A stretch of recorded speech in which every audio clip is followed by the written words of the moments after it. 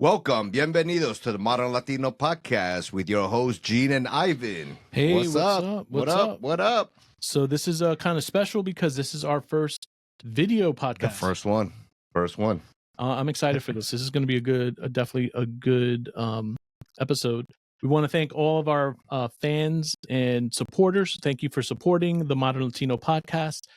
This is a big deal for us because we upped our game. We upgraded our equipment. And so now now they know what we look like.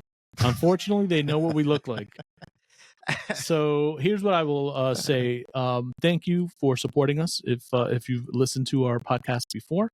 And for those of you who haven't, the Modern Latino is a podcast that's based in New York City. And our job, what we try to do is celebrate the Modern Latino experience. And what we mean by that is we're dedicated to highlighting individuals and organizations who are making a difference in their communities, being positive and making positive impacts in their careers and helping others.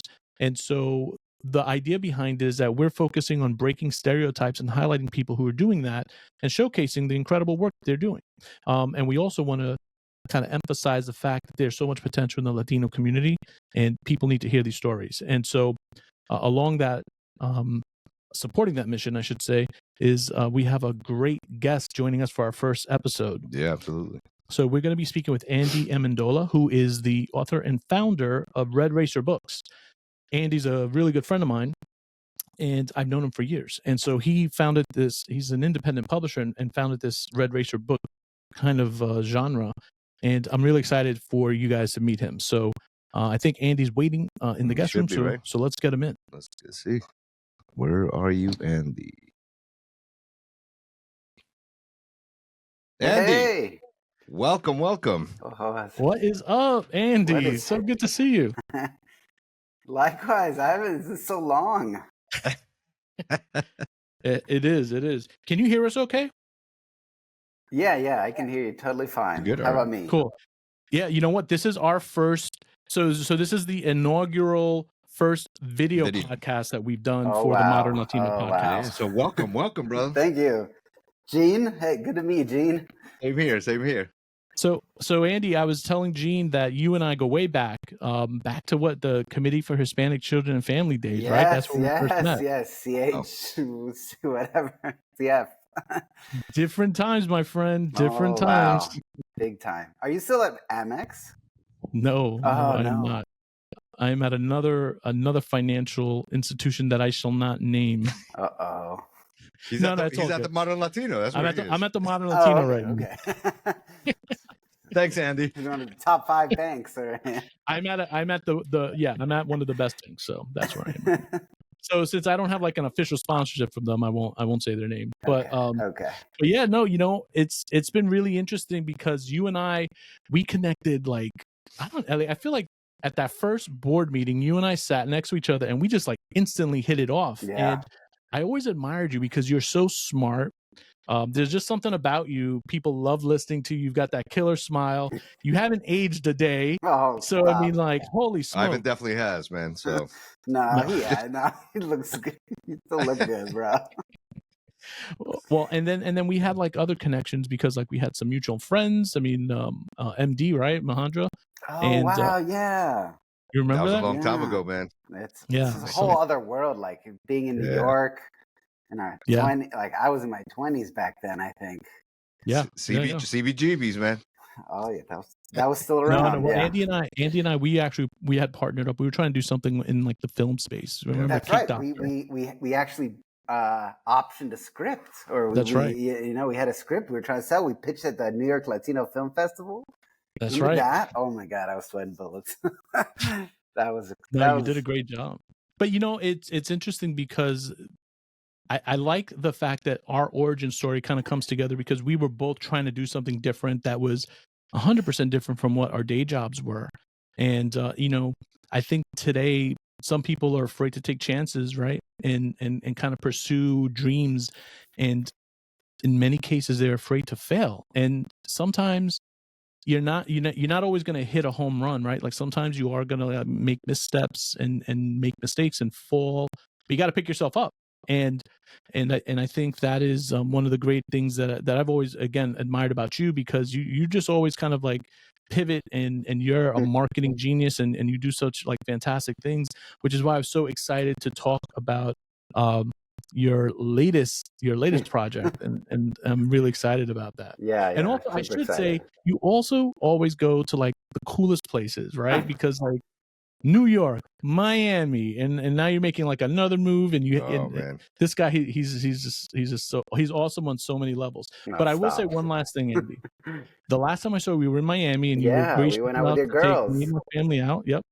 And the girls had a fantastic time. But I'm not surprised. I'm not surprised about your project, because I love driving with you in your car, and you had the stick shift. Oh, And my wow, girls were that like, was "Why back in the day, yeah.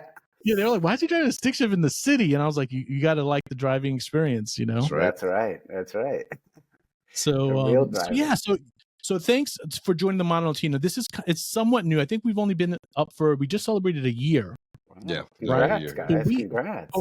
But we started podcasting back during the pandemic, and so Gene and I, we've been friends since college, and we just said, hey, let's do something where we kind of learn a new skill or something. And we literally just started.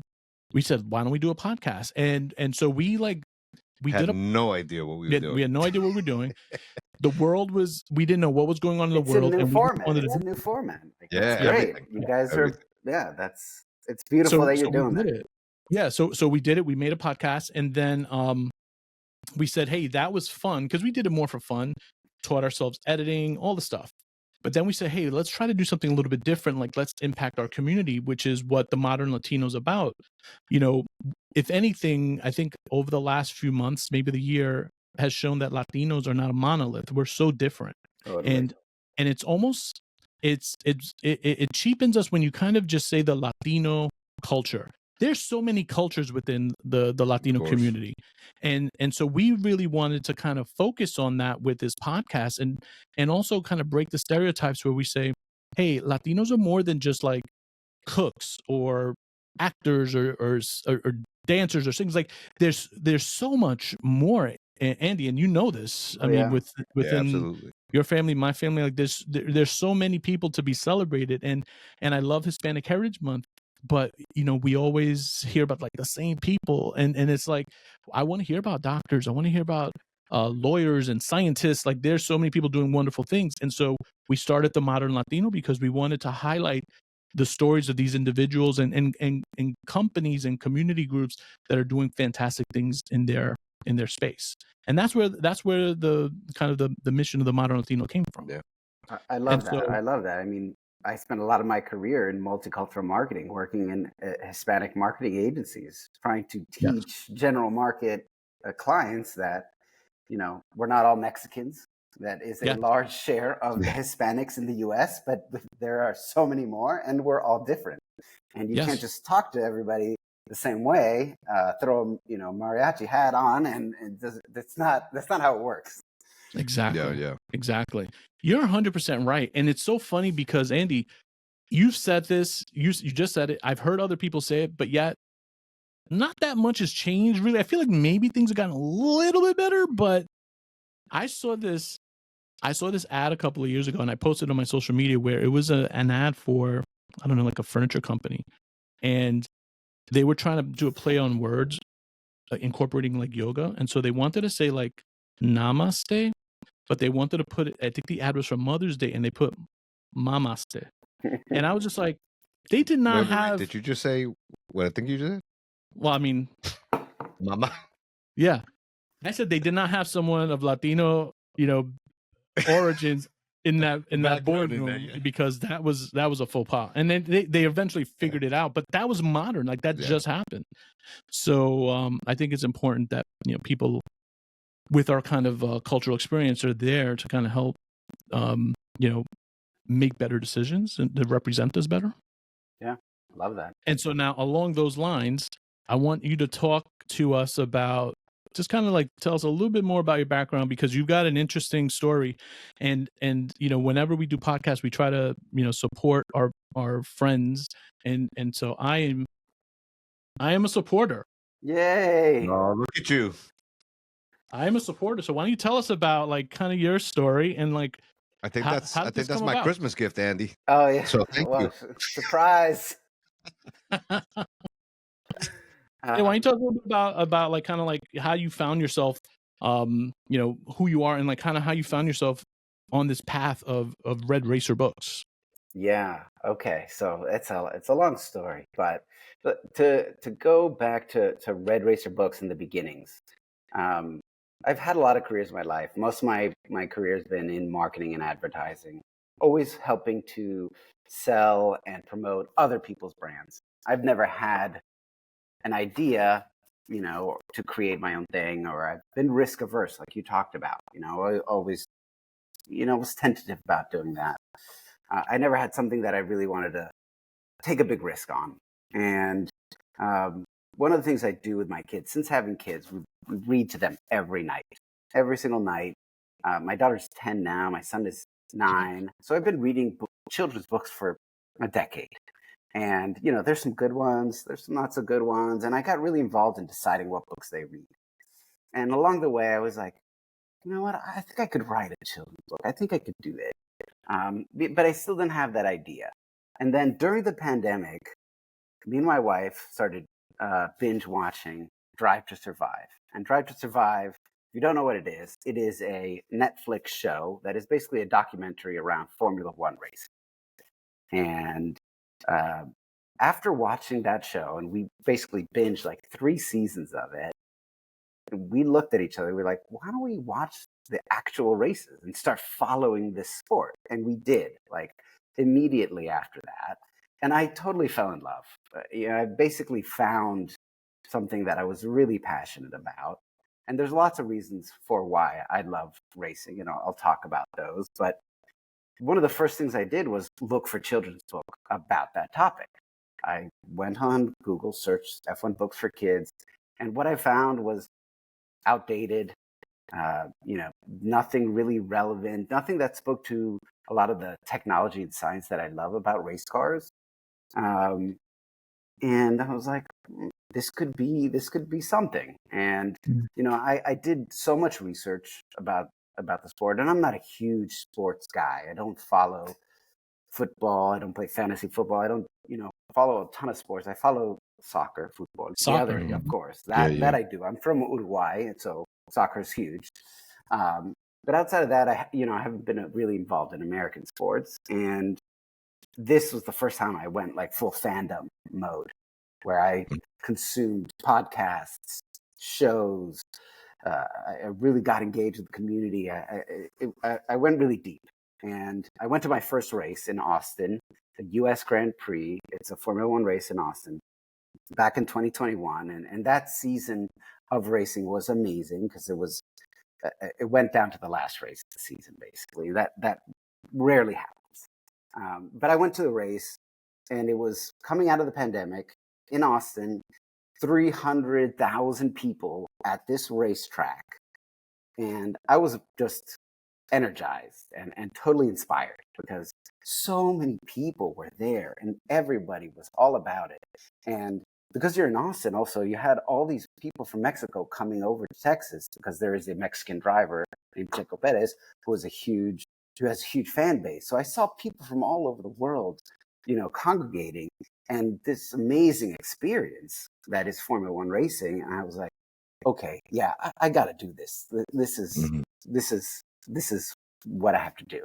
That's where you got the bug. That's where that was when it like clicked for me. Like I had thought about it, I had done a lot of research. Formula One racing is big globally, but not in the US. And because of this show, this Netflix show, people started really getting into it. And what happened is we went from one race in the US, one Formula One race, to 3 in the span of like 2 years.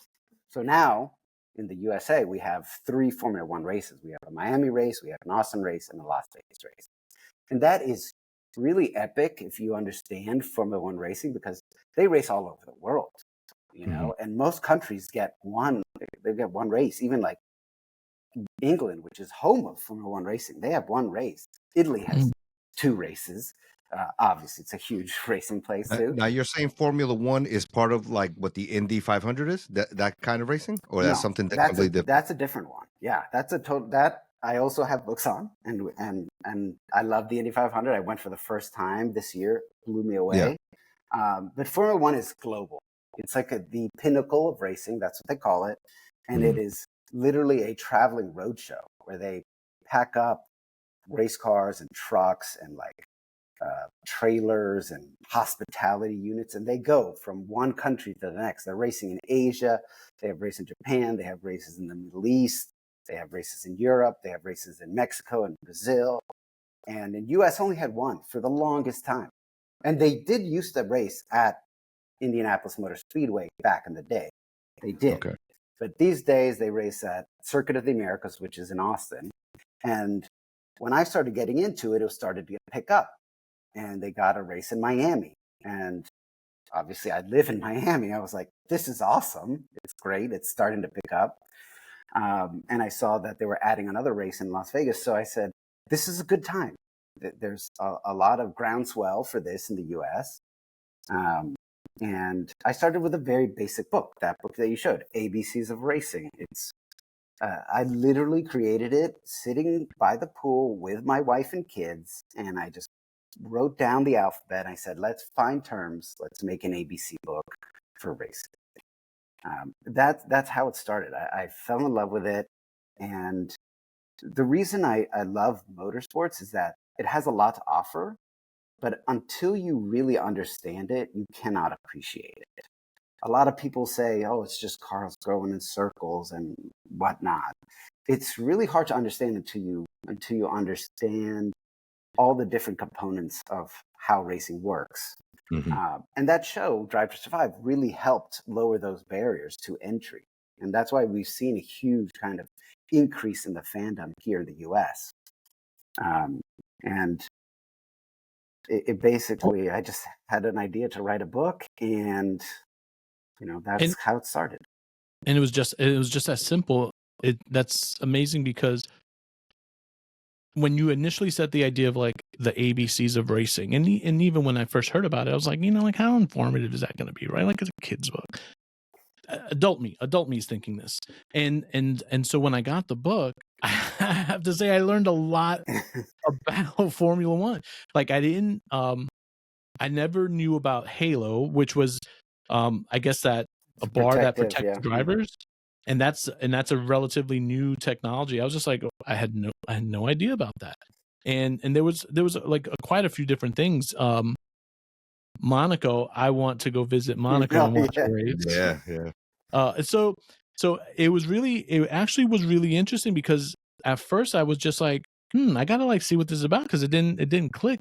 And I have to say, like, you definitely taught me as an adult.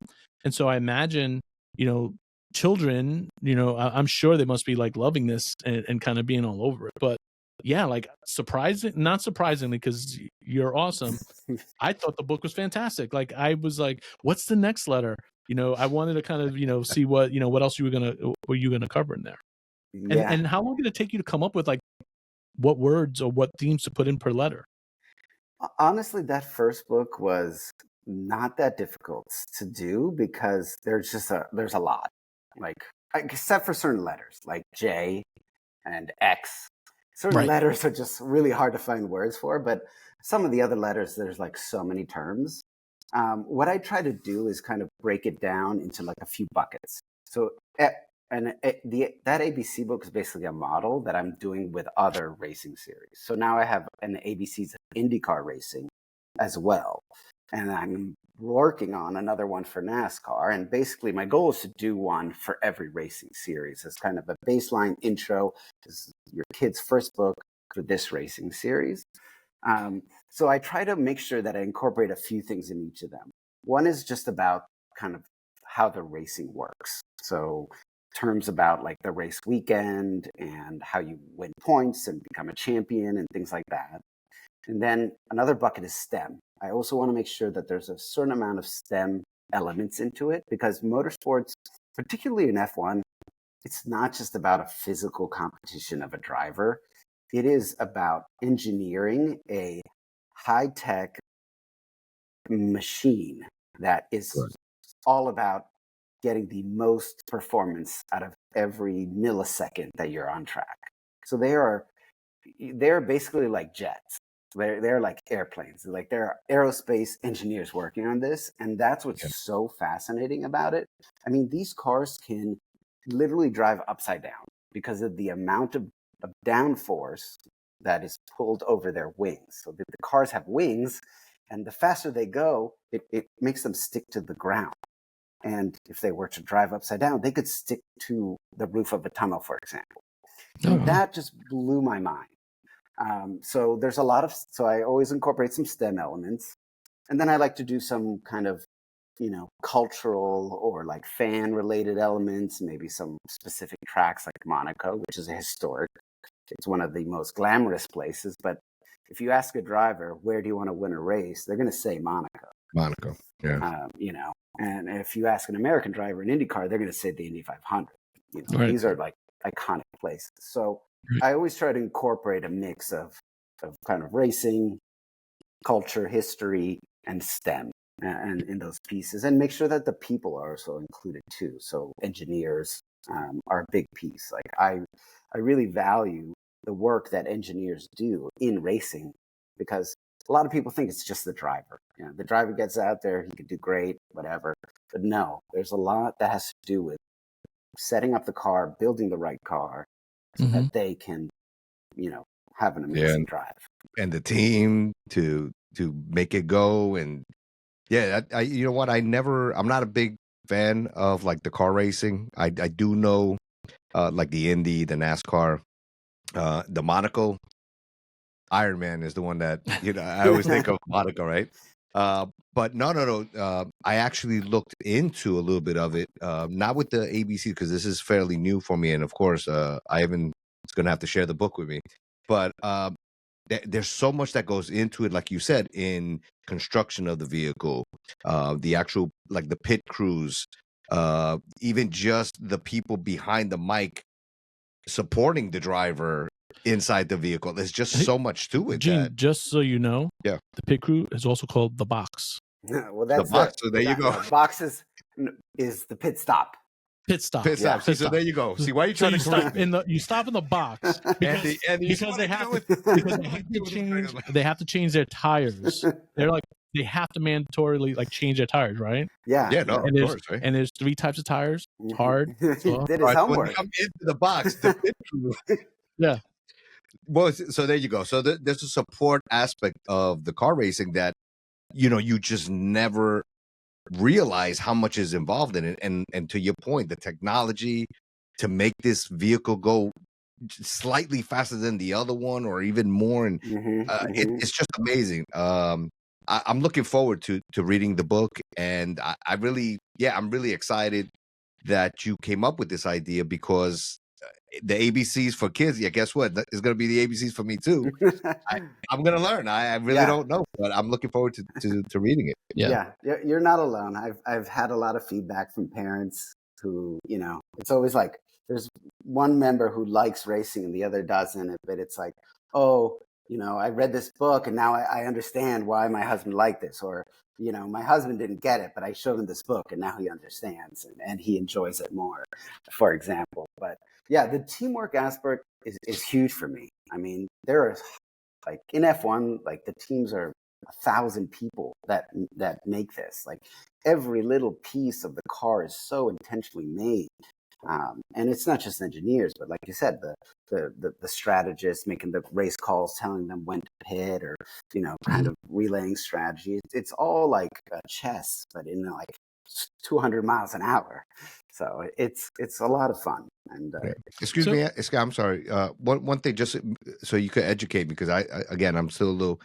That Le Mans race, is that F1, or is that something completely different? That is different. So Le Mans is endurance racing. So basically, there's a bunch of different. And this is I'm also learning about all the different motorsports, and every year I try to go to more different races. But Le Mans is an endurance race, so it's long distance and long time. Like that's a 24-hour race. IndyCar and F1 are what's called open wheel racing. So open wheel racing means that your car is literally, the wheels don't have covers. So like the cars that we drive, the wheels sit underneath the car. Mm-hmm. But open wheel racing is the wheels are out there. And the cars are actually, they're incredibly well made, but they're very delicate. So if you get into a little action, you could definitely crash and the cars get seriously damaged. But then there's NASCAR, which is stock car racing. And that is not open wheel. It's kind of like the cars that we drive now, and obviously engineered to another level, of course. Got it. But those are some of the different types. And endurance racing is all long distance racing. So it's a lot of laps and a lot of hours. And actually, there's something called the Triple Crown of racing, which has only been done by one person to date. This guy named Graham Hill, back in, I think, the 60s, 70s. But basically, to get that, you have to win the Monaco Grand Prix, which is an F1 race. You have to win the Indy 500, which is an IndyCar race. And you have to win the 24 Hours of Le Mans, which is an endurance race. So a lot of people have tried. Another Latino, Fernando Alonso from Spain. He has attempted it. He's won Monaco. And Le Mans, and he tried to do the Indy 500. He was leading that race, but then he had engine trouble and didn't finish. But to date, no one's ever, done it again. But those are three. Those are kind of like, if you're a racing driver, like that's kind of what you want to hit. Yeah. That's amazing. So Andy, how important was it for you? Because I mean, this is the Modern Latino. How important was it for you to kind of make these books bilingual? Because I don't know. Tell me, are you planning to put these in more than like 2 languages? Like what's the thought process behind that? Yeah. So when I launched, and I launched with a Kickstarter, so it's been community driven, and I launched with 2 books, the ABCs of Racing in English, which has some kind of bilingual and some Spanglish thrown in there that is really meant to be targeted to everybody, but it is, signaling to a bicultural person. And there's and nothing wrong also with the that. Spanish, and the There's Spanish nothing wrong with version, that. ABC de Carreras. So that's how I started. I wanted to make it accessible to many people, not just Americans, but also bicultural. There's a lot of Hispanic and Spanish-speaking people in racing. But what I'd say is that it's more broad. It's really one of the core values is being multicultural and multilingual. So in racing, and in several sports, but in racing specifically, it is very what we would call male, pale, and stale. So it is a white man dominated sport in general. There's not a lot of diversity. To date, there's been one black Formula One driver, and it's Lewis Hamilton, who is a 7-time world champion. But there's not a lot of diversity. So what I try to do is just broadly speaking, be more diverse in the characters that I show in my books, and make sure that kids who are reading it can kind of see themselves in it. And it's reflective of the audience, because the audience is very diverse. It's just that this world of elite racing it's expensive. It is very expensive if you want to pursue a career in racing, and there's very limited slots. So what I strive to do is kind of present a more multicultural view of racing and allow kids to see themselves and see potential in the future of the motorsports industry. Absolutely. Yeah. And I love the fact that you're focusing on STEM also, because, okay, maybe you can't drive the car, but maybe you become an engineer. Maybe you're contributing to the science to build the better, faster, safer vehicle, right? And I think that's important too. And these are careers that, maybe Latinos historically was not at the top of the list, right? Like it's always like government job, pension, business, those kinds of careers are always the ones that your families would push you towards. Or, I mean, and then of course, like, being a doctor or a lawyer, like those are always like the ones that families are trying to get you to do. And then people sometimes want to do something different, but when you don't see a path or you see others doing it, like, it's hard, right? It's really hard. It's really hard. I mean, my family is immigrant. I'm the first person born in the U.S. My parents are from Uruguay, and they're doctors, and so they gave me a choice. They're like, you have three choices. You could be a doctor, you could be a lawyer, or you could be a business person. So, like, things like racing and engineering, they weren't even on my radar. Right. Yeah. And that's really one of the things I want to really focus on in the books, is showcase that it's not just about being a driver. Because at the pinnacle of racing, if you think about F1, there are only 20 slots. Right now there are 10 teams, and there's only 2 drivers per team. So we're talking about 8 billion or so people in the world, only 20 spots. So that's very limited. But what people don't realize that there's so many other career paths around the sport, and it's an incredibly exciting sport.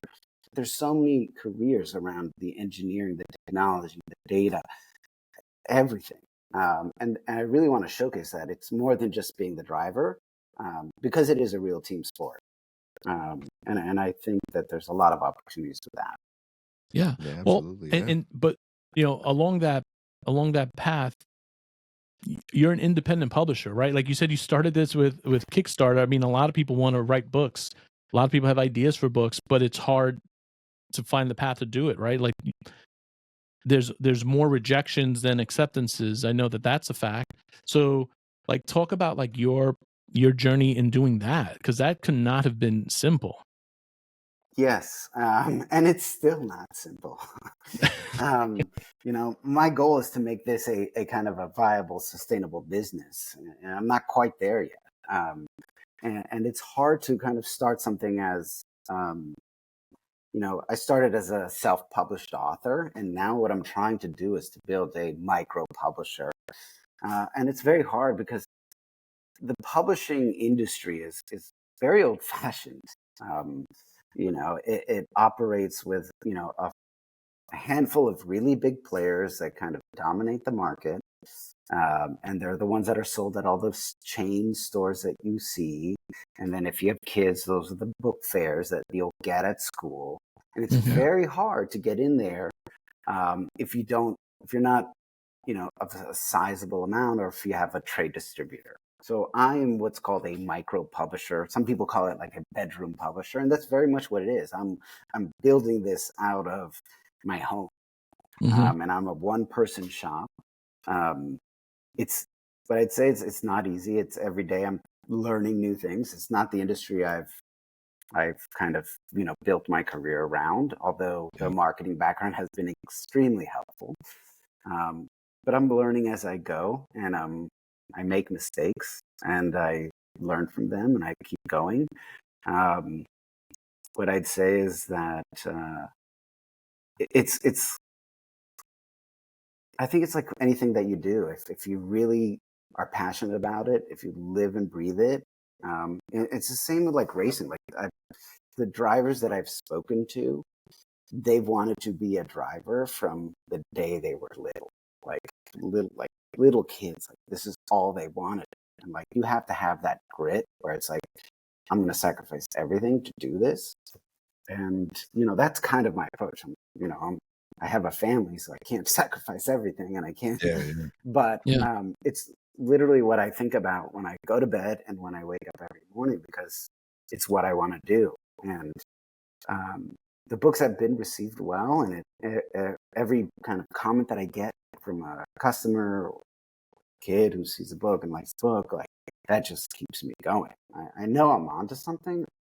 I haven't figured it all out yet, but it's kind of my calling. It's happening. Yeah. Well, and I was going to ask, because number one, being an independent publisher, like you said, is difficult. But then I was thinking, and I know like Amazon is out there, like there are more pathways to self-publish, I feel like, these days than before. But then you're also, I wouldn't say that this is like like I wouldn't expect to see this book on the Latino bookshelf in a bookstore, right? Like this is a Formula One book, and I feel like many times if you're an author and your last name ends in like a Z, or it's clearly a Latino name, you automatically fall into kind of like that Latino genre, and it doesn't have to be, right? Like horror is horror, Right. suspense, action, like. And so, have you felt any like additional challenges because of the kind of space that you're going after? What I would say is that I'm not trying to position myself as kind of a Latino publisher Mm-hmm. solely. Like I said, it's more about being multicultural. Yes. And I've seen challenges, on some of my books, like my race car books. So there is a Black character and a Latino character, essentially. And I have gotten comments on social media. It's like, Really? yeah, I mean, it's like pushing diversity on us. It's like, yeah, I mean, some trying times, these days with DEI initiatives and things like that. And I've gotten comments like that, but the challenges I've faced from the publishing industry are more just challenges that any kind of small player faces, and it's about getting access to distribution. So, I'd love to get my books into library systems, into school systems, into a Barnes and Nobles, but I can't do that because I am still such a small player. Until I have kind of the volume and size to have what's called a trade distributor, which is the kind of a third party that then sells a publisher's books to the retailers. Until I have that kind of size to be able to afford and have that presence, it's going to be hard for me to reach mass. So it's more of a challenge of any kind of small player faces than specifically a Latino one. That said, I think there's still opportunity for Latino publishers, because a lot of comments I get when I share my books, I get comments from kids who say, "Wow, it's great to see myself in the books," and that's what really moves me. Like I donate books a lot, and I donate books to public schools, and I get like a teacher who will send me a message that a boy said, "Oh, I can't believe this character looks like me," and that's what really kind of moves me and keeps me going. But yeah. Well, it's definitely going to happen. I mean, it's it's just a matter of time, right? Because at some point you have to succeed, right? Because you're going to keep pushing, and it always comes down to not giving up, right? You see your path, you have a vision, and you're not going to stop until that vision is realized, correct? So I know that with hard work and of course a little bit of luck as always, of course, you'll succeed, and these are the struggles that we usually have, whether I mean not necessarily as a Latino, but in just in anything that we do, right? Like if you want to do get involved in sports or get involved in anything, right? If you see yourself doing something like that, you're going to work really hard, you're going to stay in the gym, you're going to continue pushing forward. In your case, maybe a little bit more difficult, I would say, because of the different aspects of the putting the books together and talking to these people and distributing and all that. But from what I see here and the product itself, I think it sells itself. I mean, it's a hardcover book. The coloring, the illustration is beautiful. I don't see any drawbacks in this, so I'm wishing you the best of luck. And I know, I'm telling you, I think it's definitely going to be a successful run for you. So kudos to you. Congratulations. Thank you, Gene. Thank you. Yeah. I'm not gonna stop until this is.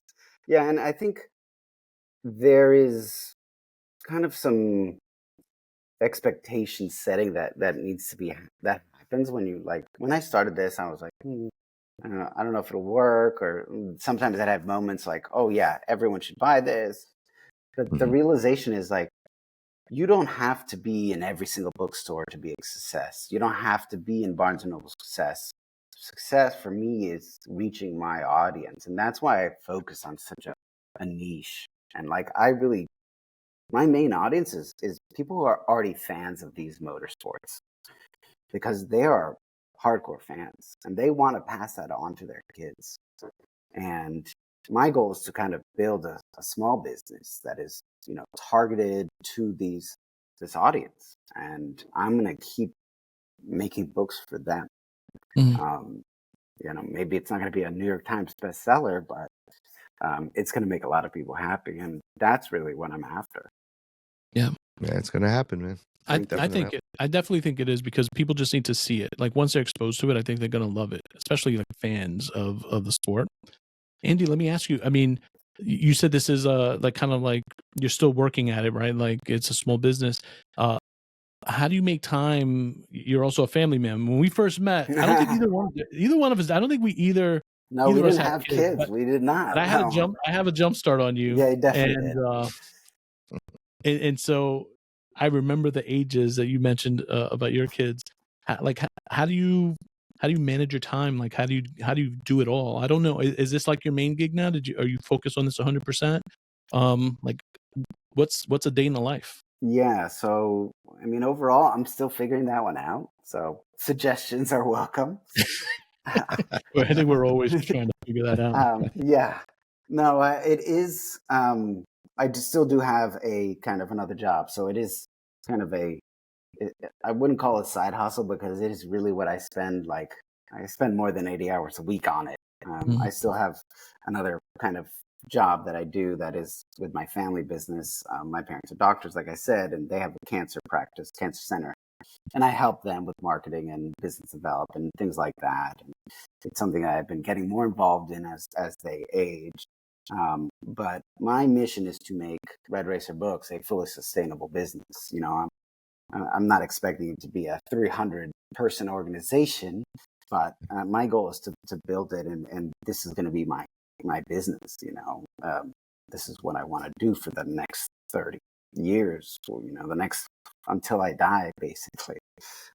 It's what I want to do, and there's a lot of opportunity doing that. But yeah, I mean, it is hard. It is really hard. Just like any entrepreneur will say, it's like late nights, early mornings, trying to work in between school pickups. What's nice about racing and working on books with racing is that I can bring the kids to the track, and that's like what's really special to me, is I can bring them to races. And for example, we all went to the Indy 500 this year for our first time, and it's like people love this race. Like, it is like a family event for generations. Like, I've spoken to fans who have been there 20 years, 30 years, 50 years. Like, it is, it's huge. And I got to bring my kids there, and I got to show them, an insider's view, which is very special. And it's hopefully something that they remember. But I do get to bring them along, and that makes it a lot of fun. Yeah. And it's also great because they're my focus group, they're kids. I run things by them all the time. I'm like, do you like this sketch? Can you understand this? Or, which cover do you like better? I'm always testing things with them and getting them to kind of be part of it. And they like it. It's like, oh yeah, my dad's an author. My dad makes books. It's cool. That's so awesome. That's so, and I imagine they love racing also. Have they grown into fans like you and your wife? Yeah, I mean, my son definitely likes it more, and we take him to K1, which is like the karting kind of thing, and like he loves that. My daughter likes it too. There'll be some weekends where there's like multiple races going on, and she gets a little like annoyed. She's like, "Oh, another race? Really, Dad?" I'm like, "But it's work." But it's kind of not. So yeah, no, they're very into it. They like Formula One a lot. They like IndyCar, and I'm trying to get them into more. But actually, before we even got into racing, like one of the things that me and my son would go to is Monster Jam. Monster trucks. Yeah, like, yeah. from a young age. Like he loved that. And when I was a kid, I remember watching those, Bigfoot and all those. Those are great. That's Yeah, something big trucks smashing on little cars. Yeah, can't beat that. That's it. That's it. So Andy, I got to ask, because I know we're coming up on time, and thank you for making the time to talk to us around the holidays. So for our fans who are watching the podcast, like, you definitely are going to want to pick up this book. The ABCs of Racing. This is just the first one. But I wanted to ask you before, I want you to kind of tell our audience where they can get your books, talk about what you've got coming up. But before, we always ask our guests, what does it mean to be a modern Latino to you? And I don't think I prepped you, so you're going to have to go on the spot with this one. But great, Ivan. Great. I know. But yeah, being a modern Latino is different for everyone. And every time we ask this question, people, they have different responses, and we're always kind of amazed by it. Yeah. So you said yourself, you're first generation. What does it mean to you to be a modern Latino today? Yeah, that's a great question. For me, part of it is kind of living in two worlds, kind of simultaneously. Speaking to my parents in Spanish and talking to my wife in English, and kind of switching back and forth between that. But one thing that's really important to me is kind of being a good representation of what it means to be Latino, and breaking the stereotypes. Yeah. So that's really important to me. And for me, because I'm from Uruguay, that's a big passion point. A lot of people don't know what Uruguay is. Like, I was talking to somebody, they were like, "Oh, where is Uruguay?" Because we're going on Christmas. We're going to go to our family vacation there. Okay. But it's always been representing and kind of, giving props to Uruguay and kind of spreading the knowledge of it and kind of informing folks, not in a pedantic way, but just kind of showing that Latinos are different and we're from lots of different places, and being a good representative. I love that. And I love what you just said about, no one said that before, living in two worlds. But I would also say it's almost unapologetically living in two worlds, right? Because I know, like, when I think about the workforce and sometimes, like, I know how important family is, and many of us have multi-generational families that we're kind of, taking care of folks. And sometimes you feel when you're in the workforce, you don't hear others having that, and so you might kind of feel like, should I not say it? Like, no, we should be proud. We should be proud of our culture and the things that are important to us. And yeah, we do live in two worlds, but that makes us even more special and dynamic. So I like that answer. Thank you. Yeah, awesome. Definitely, because we always talk about that. How, like you just said, no one ever says the same thing. Yeah, it's something completely different for everybody. Yeah, and that's what it's all about. Mm-hmm. I love so that. Andy, tell our audience where they can get your books. Tell us what else you've got coming up, so that this way we can make sure that they're going to be supporting you. We will be supporting you. Definitely promote it all the way. Let our fans know. Thank you. I appreciate that. Yeah. So because I'm a small player, I sell my books on my website, redracerbooks.com, and also on Amazon. So if you just search on Amazon for Red Racer Books, you'll find the books there. That's really the best place. But if you're an IndyCar fan and you go to any IndyCar races, you'll find some of my books at those tracks. Because this year we inked a partnership with IndyCar, so a pair of my books are officially licensed, which is really special. Congratulations. Thank you. So my vision is to kind of be the official motorsports kids book provider for all motorsports series, and I'm going to work my way up there. But IndyCar was the first to sign on. So, and if you find yourself in Indianapolis around the time of May, there's going to be a lot of events, and I'll be there. We have some new books coming out. Most importantly, I have a new board book. So if you like the ABCs of racing, I have a board book version, which is easier for little kids. Oh, nice. And this one has like shiny elements. Yeah, I see that. So listeners won't be able to see it. But basically, I took my main kind of flagship book, made it into a board book, because I had so many parents saying, "We love your book, but our babies are tearing them apart, and we had to order another one. Can you make a board book And I got so many of those comments, I decided to do it.